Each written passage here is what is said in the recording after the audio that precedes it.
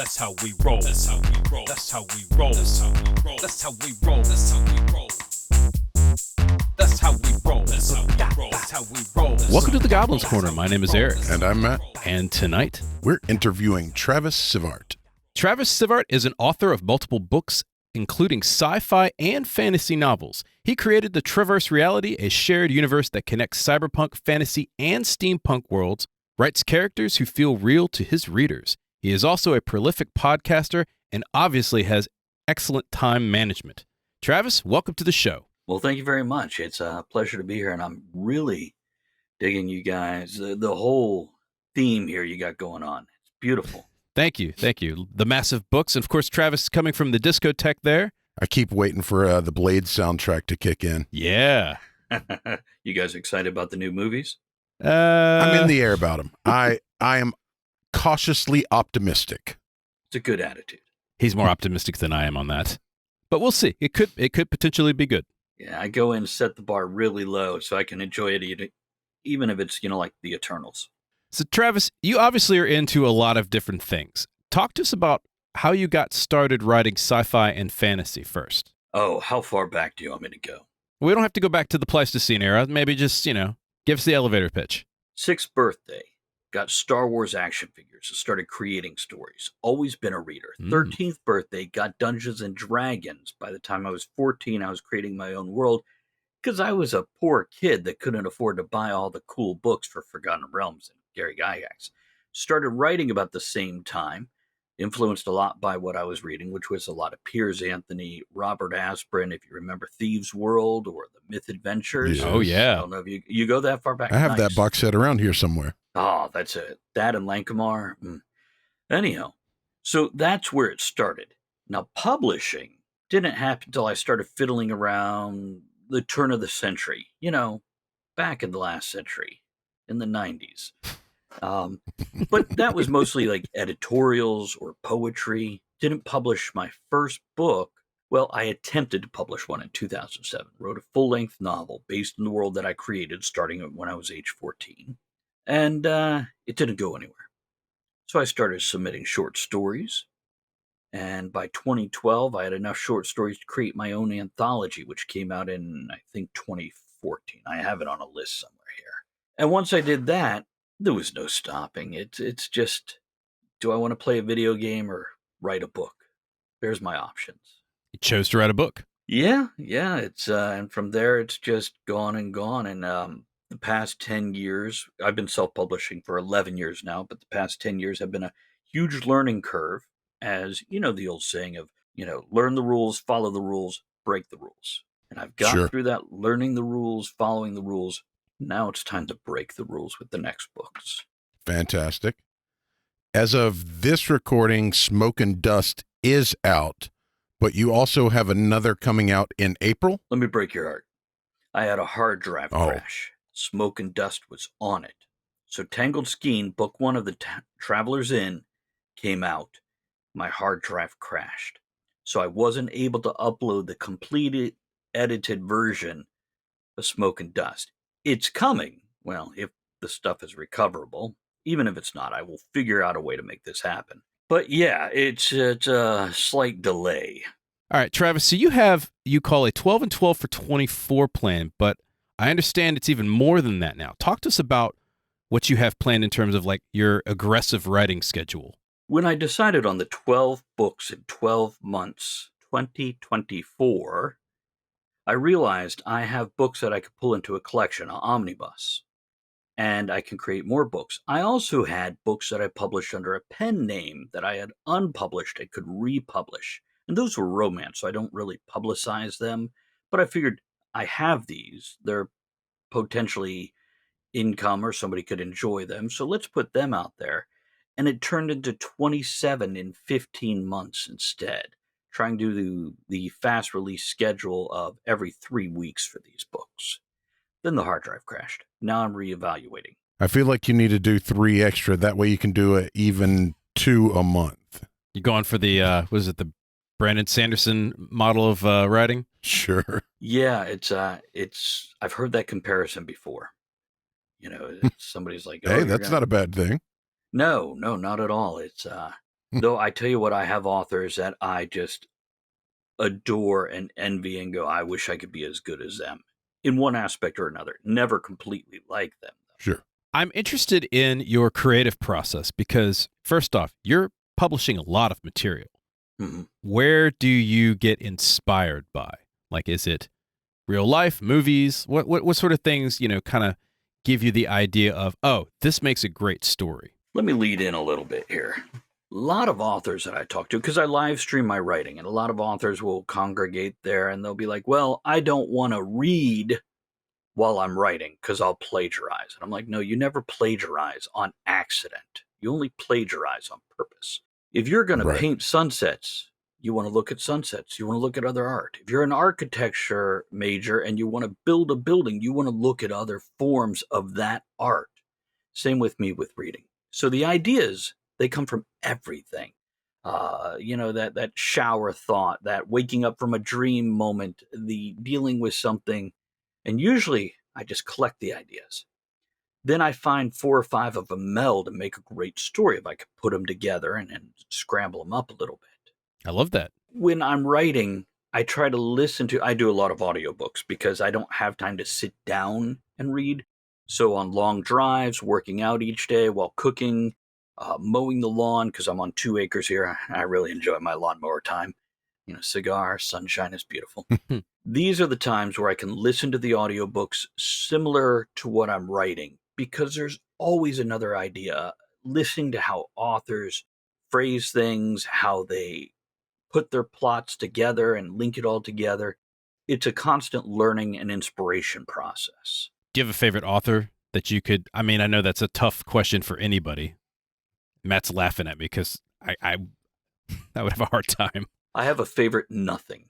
Now, here's what I'll tell you. Everything's eclectic and based on a mood. If you ask me my favorite food, same question. Favorite music, same question.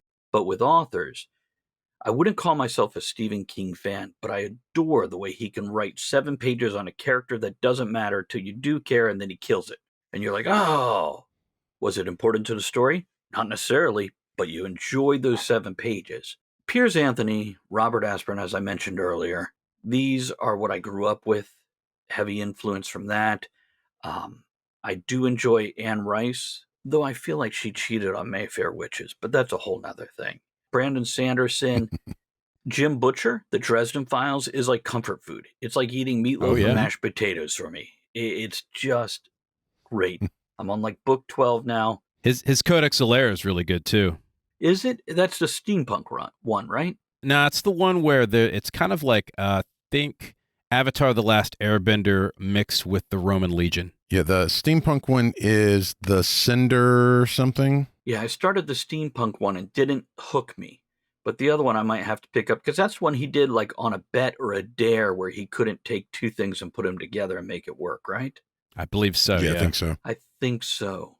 But anyhow, I enjoy a huge, wide swath of authors. And John Scalzi? Oh, Matt Dinniman is a latest favorite. He writes Dungeon Crawler Carl, which is a lit RPG. So much fun. Still has the feels. Great plot.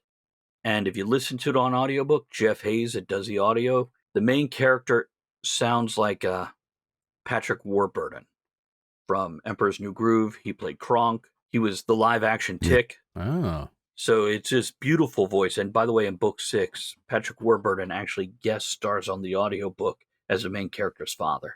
That's super cool. Nice. Yeah. I like a ton of stuff. Something else that is, more in our current wheelhouse is you also have several podcasts that you do. Yeah. How do you manage your time? Because you are obviously prolifically writing and doing podcasts. And streams. I use the podcasts as social time also. So my primary one, my wife is a co-host and a buddy of mine that I've known for 25 plus years is the other co-host. And then there was one with just writers, and there's another one that's just me researching interesting places in the world to visit. So they're all different passions that I want to address, and I can't find it anywhere, so I made it. That's fair. Yeah. Speaking of creativity and such, one of the things we do a lot is world building on this show. And one of the number one questions we get is realism versus like how much disbelief can you suspend with like a fantastical story. Mhm. What would you say is a good way to get people into a story that you are creating, either as a DM, right? Because we talk about Right. tabletop games a lot here, but also as a storyteller, which you are. And both, by the way, are storytelling. One's just written down, the other is orally. Sure. Absolutely. So, for me, in the writer's side of this, as opposed to the DM, and I'll hit the gaming side if you like in a moment, you want to make the characters real. You want to make their reactions real. People can buy into all kinds of crazy stuff as long as it's consistent. If you keep on slipping, changing the rules, or just throwing in that one thing that they happen to need, they happen to have it, people are going to get frustrated with it and it's going to break that suspension of disbelief. But if you can make the characters react realistically and their challenges and their mental processes, that's what your reader is going to latch on to. And in the gaming side, I can play any game with whatever world, but once I tie those players into their characters and show them their characters are making these choices, and sometimes, as a game master, you both probably know, you tell them what their character does, and by the end of the game, they totally believe they came up with that idea on their own. Because I've had them do that multiple times. And that's great when you work that in so well that they think they thought of it. Writing side, make your characters believable and relatable. Keep whatever weird stuff you have consistent. And the same thing in gaming, except instead of characters, it's engaging your players so they're not just riding rails. I love that because that in improv, I'm an improviser, and we call that gift giving. So you give them traits Right. that then they can use to make their character better. And again, everything's about relationships. Good stories have good relationships. You look at really good writers, they make you feel for the character. And one of the things you said also, they do things which are believable, right? You don't deviate from that too much because it's within their character. You have good relationships, you have good stories. Absolutely. Also, as long as you've spoken with your players about the character they're playing, you have some concepts as to the types of decisions that they would make. And so you can then, when you make these hints or suggestions or even just outright statements, you can make it with the knowledge that you're not acting incorrectly for the face of that character. I'll give you an example. We have one young lady who plays a senile old woman. And she's like, I want to distract the guards. I'm like, okay. Grandma jumps in front of the guards, throws open her robe, swings her walker to the side, and starts air grinding right in front of them. Now, by the end of the game, all the players are thinking that player came up with that idea because it is absolutely in character for that person. So I didn't break their Sure. character and Yeah. make them do anything they wouldn't have done normally. So it's their idea now. They just liked it better than whatever they originally had. Travis, on another note, I hear you have a metaphysics doctorate and you are big into the paranormal as well. I am. Do you want to ask him specific question or you may just prattle on about it? Well, are you a ghost hunter, or have you ever done like a ghost hunt with paranormal researchers? I have exorcised a demon from a teddy bear over the phone when I was 15.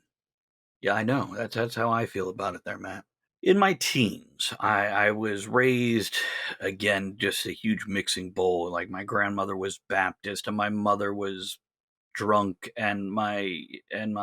so in my teens, I started going, I love how that's a religion. come on, I'm Irish. So in my teens, I started exploring other religions, anywhere from different sects of Christianity to asking about Judaism or Muslim. When I started exploring these, people naturally gravitated to me for ghosts and other things because even as a young man, I had these experiences, or at least knowledge. We'll go with knowledge. So the degree, the doctorate in metaphysics came from that. The master's in religion came from that. And again, it's just a passion project. I wanted to know more. And then I wanted to do something with it. So I have been a part of a couple ghost hunting groups. And I've seen some incredible things, but it's a fine line in how you want to explain it. Sometimes it's just as iffy to explain it logically as supernaturally. But here's what I will say. I have never discovered anything that is repeatable, thus provable for the supernatural. And I'm sorry to say it, because I really want it to be real, but I can't just take it on faith. I understand that perfectly. Yeah. Makes perfect sense to me. But also, just because something's not repeatable does not mean it did not happen, in the same way that just because something's repeatable doesn't make it explainable. Yeah, sometimes you just see some weird Doors and opening and closing by themselves, things moving in the closet when there's nothing in there. And I can give you like a questionable logical answer. Always fun to talk it up one way till everybody's nodding and agreeing with you, then switch to the other side and go in that direction, and suddenly the same group of people are nodding and agreeing with the other side. And I'm like, so which side is it? And they're like, I don't know. It's just a big or in the middle of that conversation. Right. Right. So this sounds like every Saturday night with our friends. Yeah. We're very much in the same vein of thinking. You are an author, you have a podcast, you have a metaphysics doctorate, but you've also been knighted twice? I have. Fantastic. All right, we got to hear this story about you being knighted twice. So back in the 90s, I had a friend that wanted a king of America.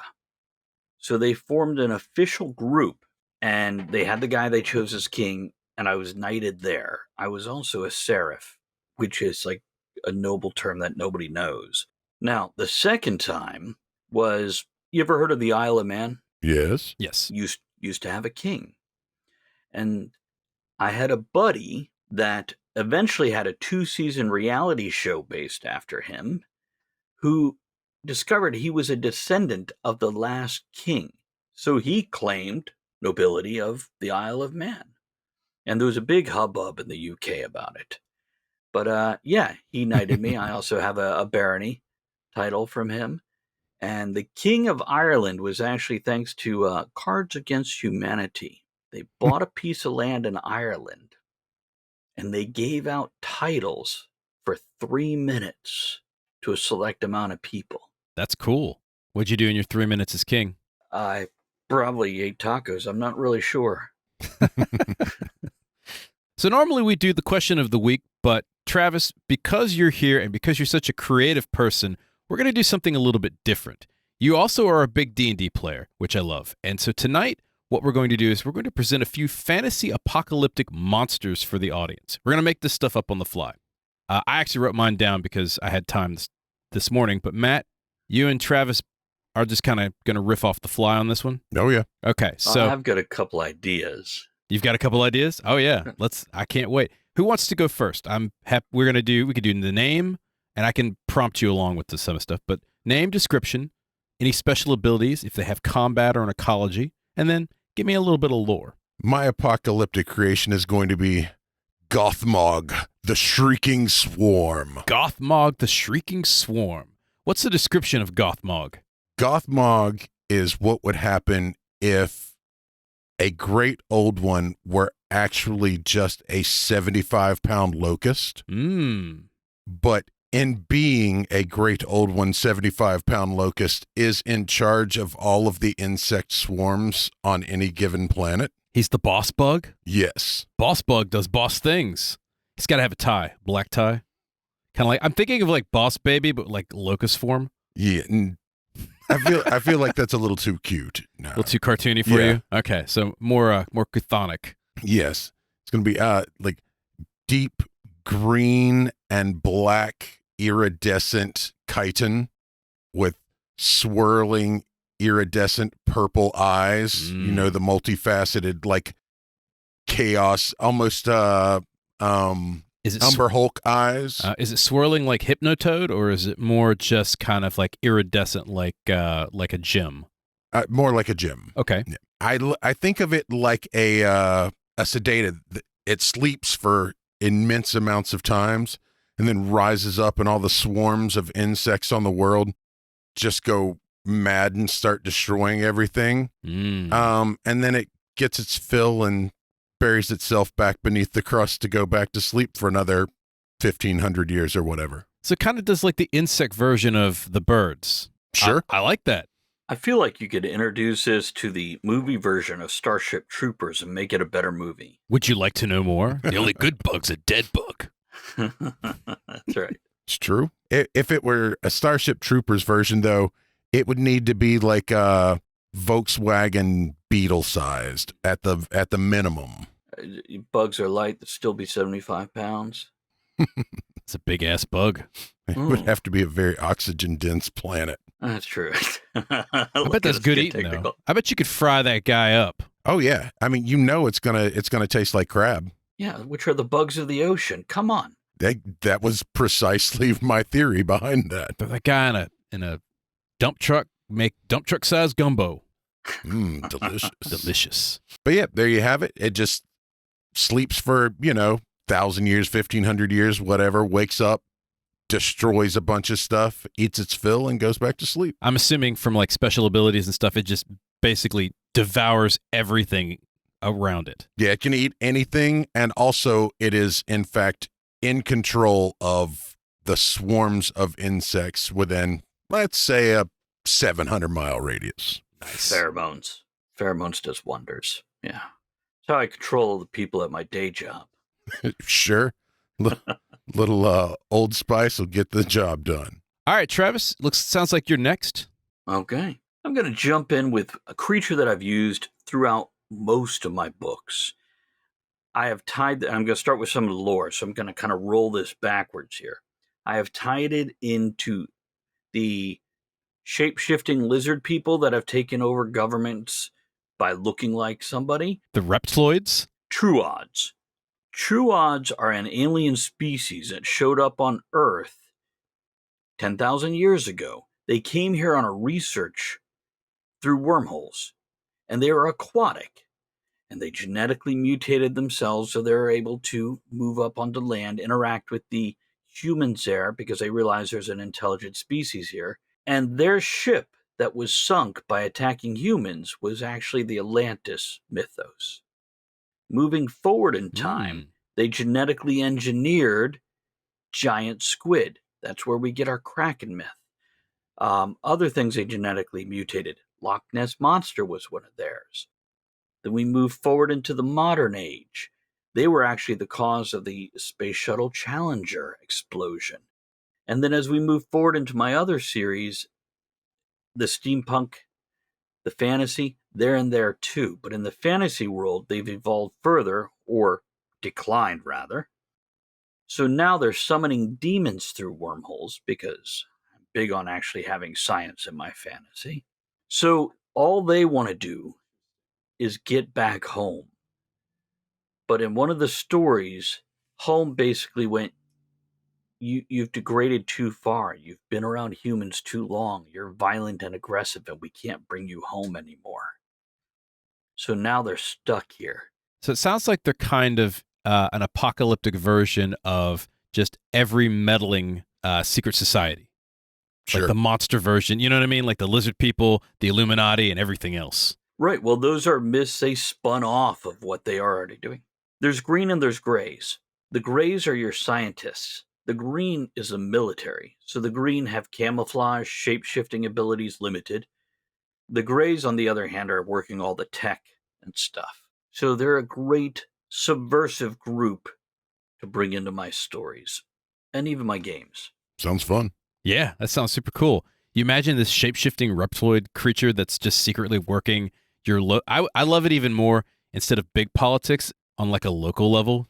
Right. You're like in a small city or something like that, and the mayor happens to be this reptile creature that maybe is genetically engineering another monster to live in the sewer.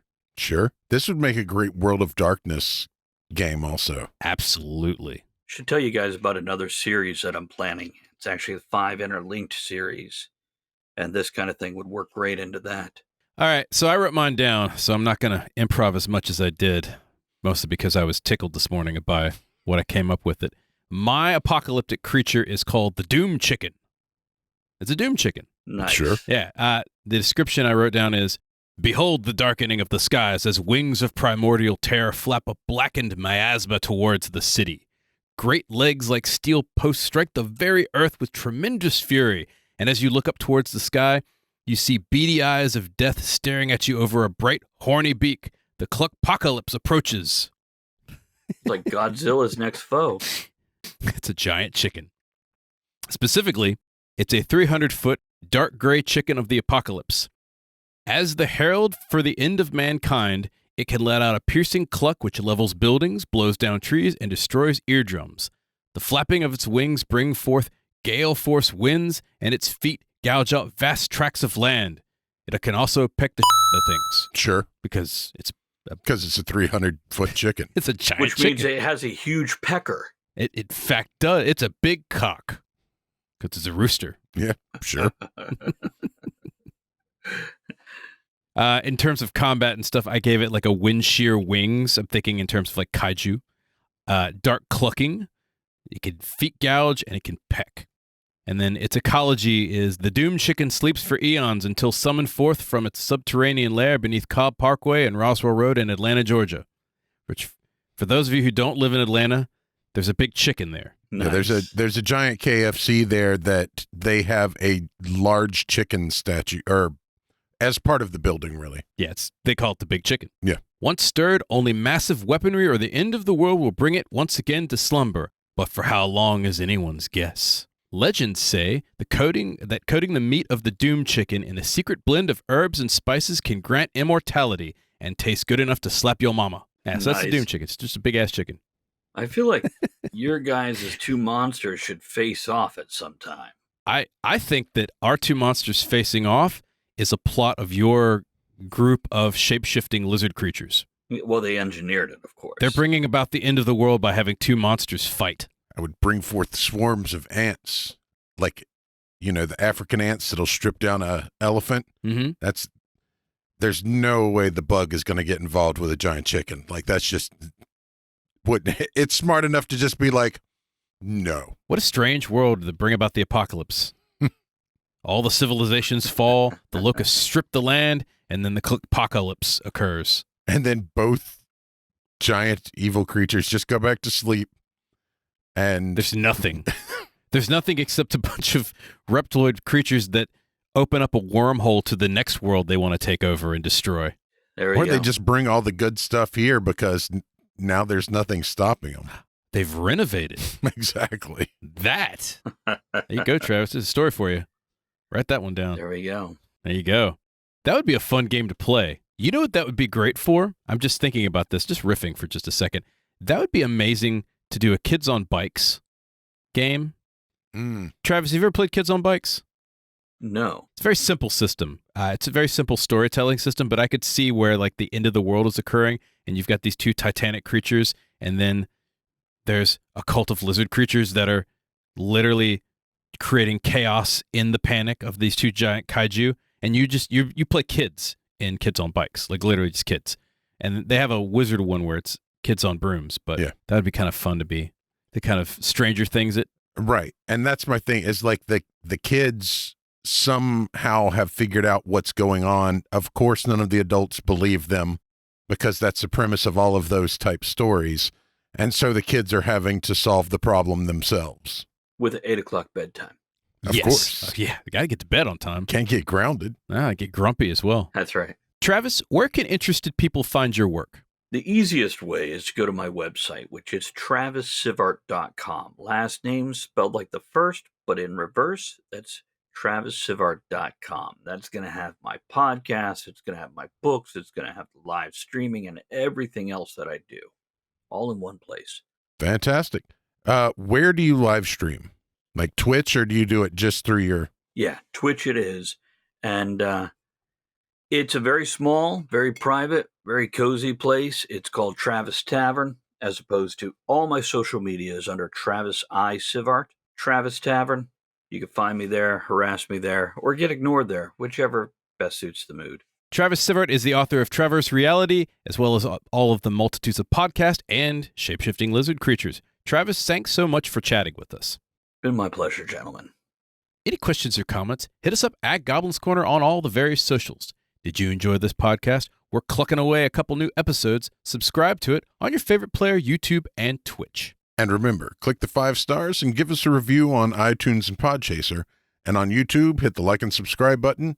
It helps get our show in front of more people, and it feeds the hungry algorithm. Which is currently bursting forth from an unknown address in Atlanta, Georgia with a gigantic bark. I was thinking, barka, barka, barka, barka, barka, barka, barka. Oh, super chicken. Yeah. Very nice. That's all the time we have for this evening. Once again, my name is Eric. And I'm Matt. We'll see you next time. Good night, folks.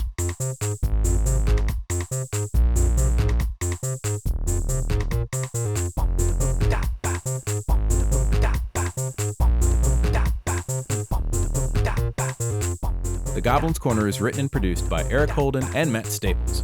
Show song by the mighty D20. Don't we love that guy? Sure. This is a Subterranean production.